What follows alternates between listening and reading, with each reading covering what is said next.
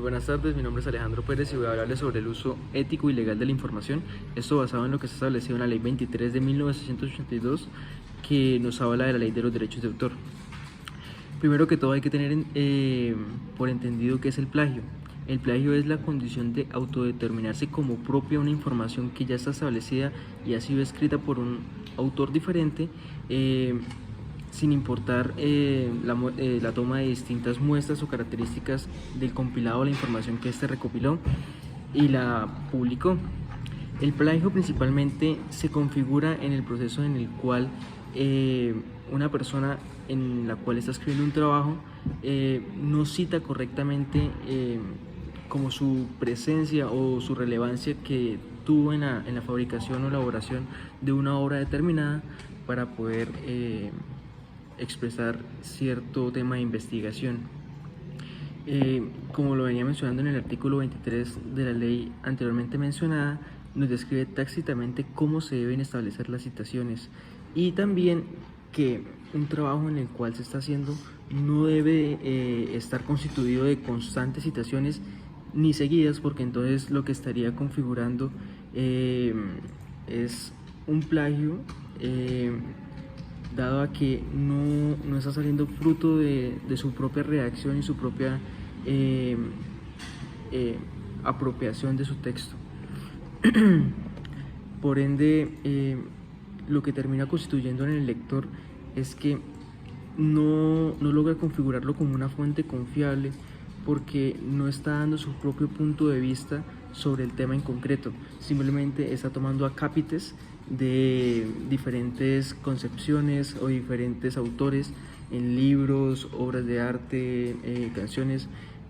Hay que tener muy en cuenta que al momento de la creación y publicación se establece algo que se llama el copyright, que es la ley de derechos de autor, en la cual se le verifica a esa persona que gracias a su intelecto y gracias a su propia expresión ideal o natural,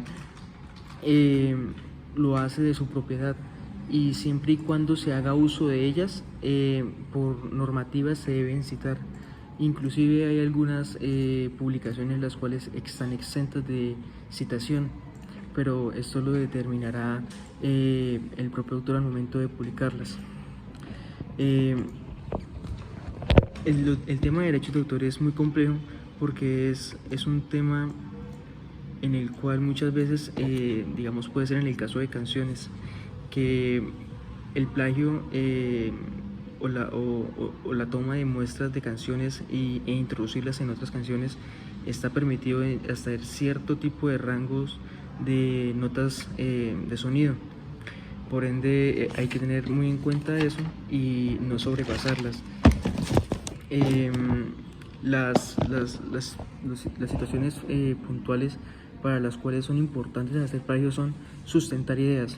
Muchas veces podemos tomar acápites de libros, apreciaciones de otros autores para poder sustentar lo que estamos tratando de decir, o muchas veces también podemos tomar la citación y sacar una argumentación de esta misma, más no plasmar completamente el texto que el autor está tratando de expresar en otro tipo de obra.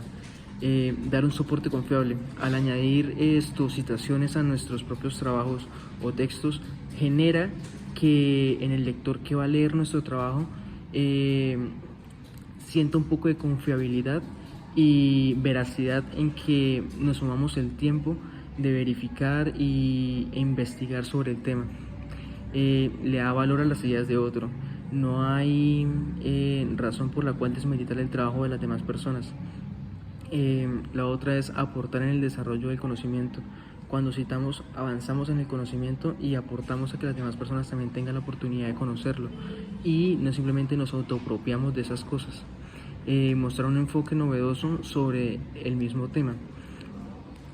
La parte fundamental de citar es que nosotros podamos también mostrar nuestra propia autoconcepción de las cosas, y así no simplemente quedarnos con la idea que está en el documento, el cual posteriormente leímos para poder dar esa concepción.